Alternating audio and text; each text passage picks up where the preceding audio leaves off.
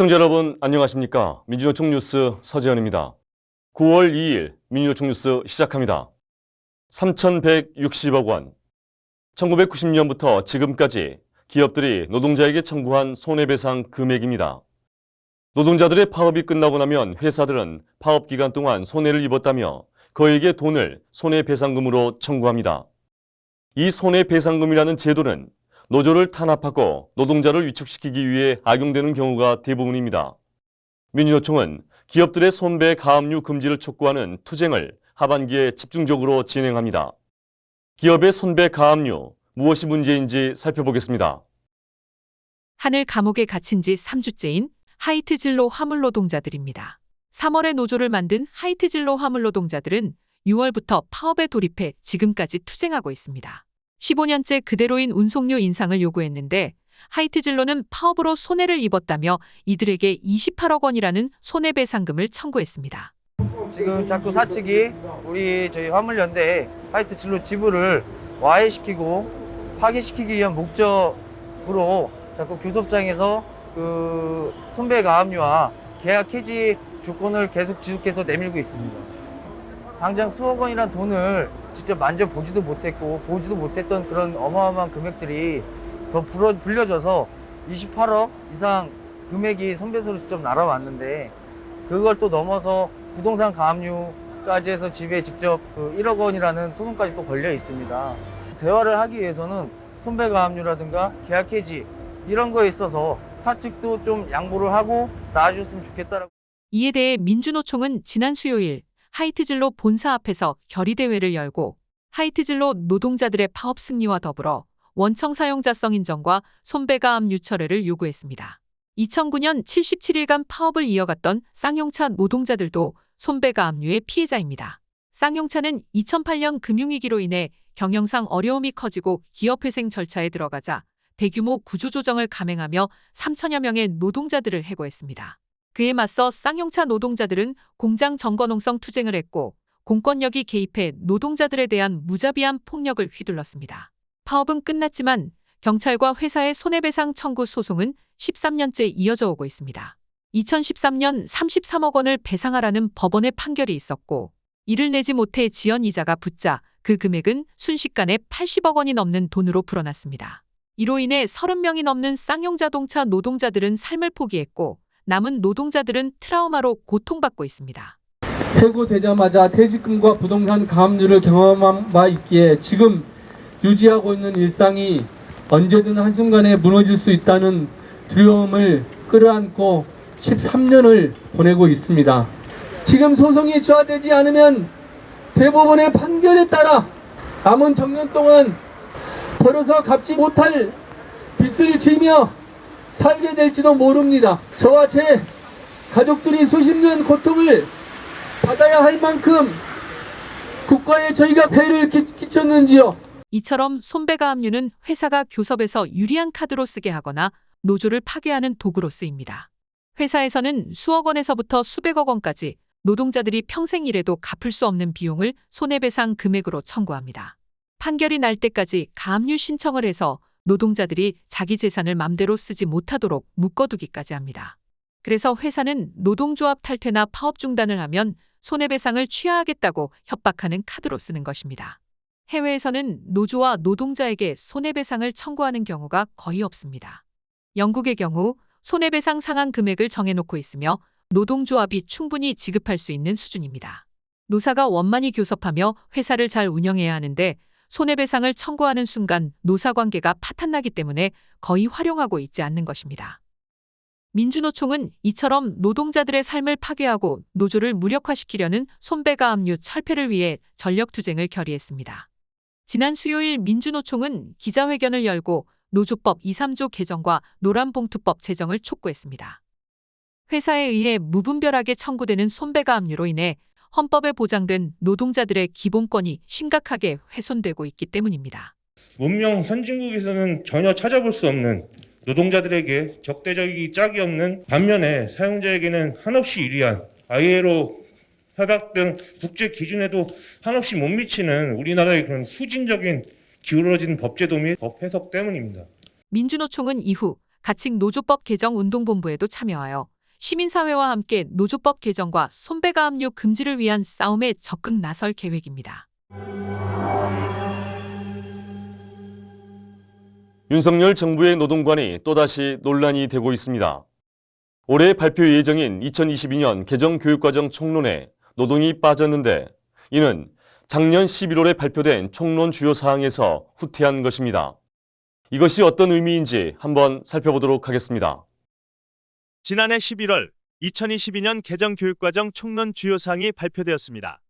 여기에서는 일과 노동에 포함된 의미와 가치 등을 교육 목표에 반영하는 방안을 검토하겠다고 되어 있습니다. 그런데 8월 30일에 열린 2022년 개정교육과정 국민참여소통 채널에 올라온 총론 시안을 보면 노동이라는 말이 빠져 있습니다. 민주노총이 참여하는 학교부터 노동교육운동본부에서는 윤석열 정부가 노동을 바라보는 관점이 어떠한지 적나라하게 보여주는 것이라며 규탄 성명을 냈습니다. 총론 시안에서 노동이 빠졌다는 소식이 알려진 후 진행된 학교 노동인권 교육 방향 토론회에서는 교육부를 향한 규탄의 목소리가 이어졌습니다. 노동을 빼버리는 총론 시안 발표는 그동안의 논의와 기조에 역행하는 처사이고 국민 기만입니다. 윤석열 정부의 노동에 대한 인식이 그대로 반영된 것으로 매우 비탄스럽게 생각합니다. 교육과정 총론에 노동이 포함된다는 것은 어떤 의미인지 들어보았습니다. 회사에서 부당한 일을 당했음에도 결국 퇴사를 결정한 친구의 모습을 보고 제대로 된 노동인권 교육이 필요하다고 강하게 느꼈습니다.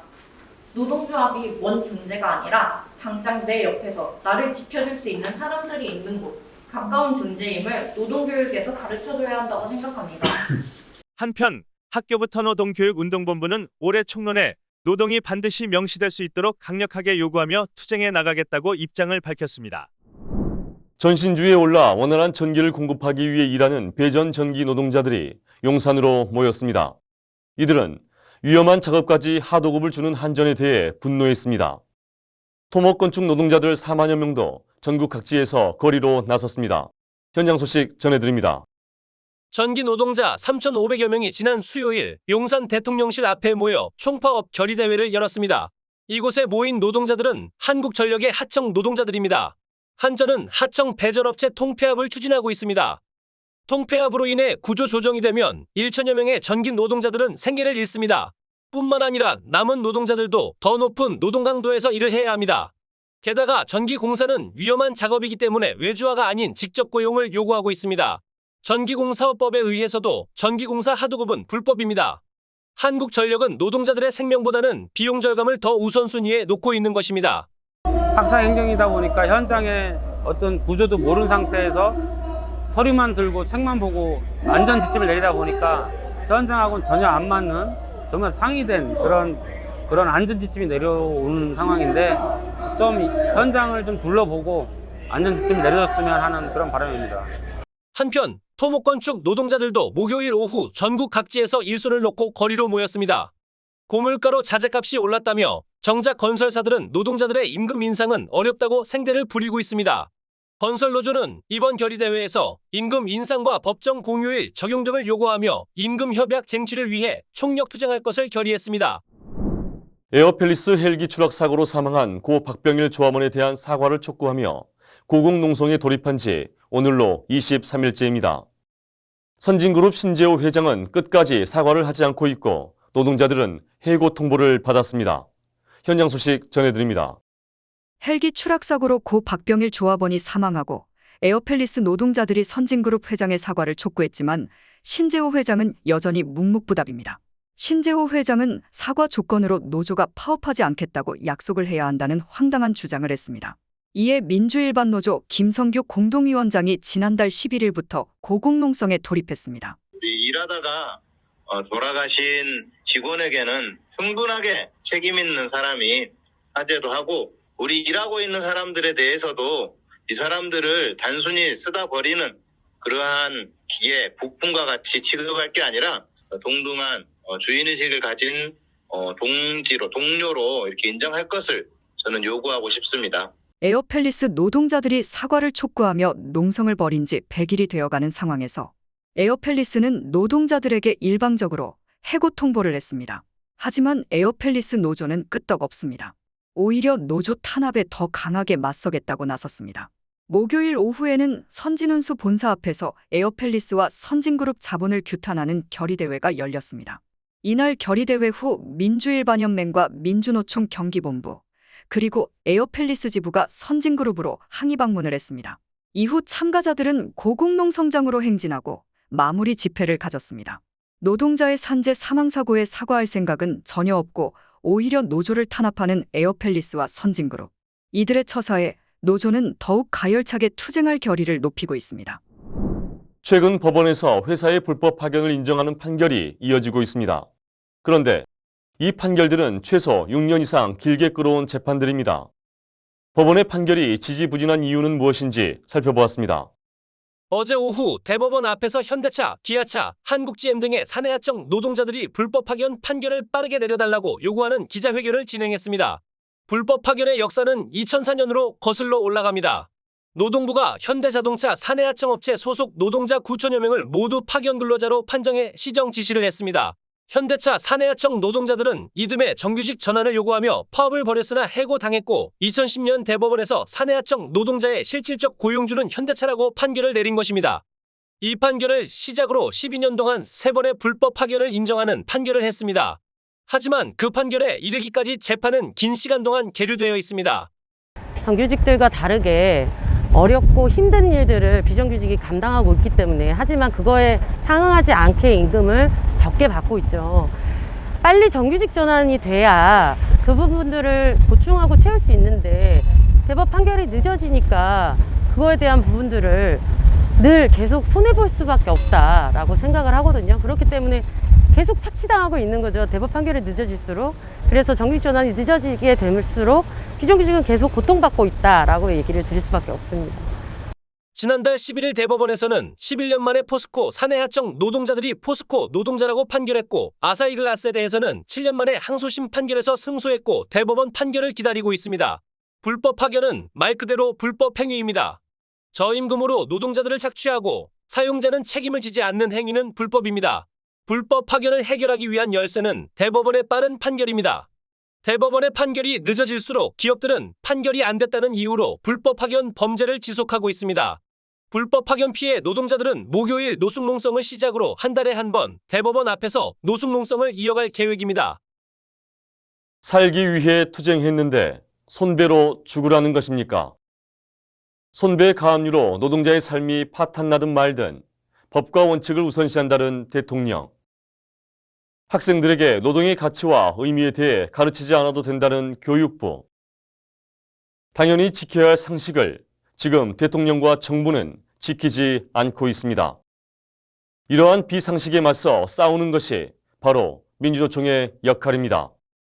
민주노총은 하반기 투쟁을 통해 진짜 법과 원칙을 다시 세우고 노동자의 정당한 권리를 되찾고자 합니다. 9월 2일 민주노총 뉴스 마치겠습니다. 시청해주신 여러분 고맙습니다.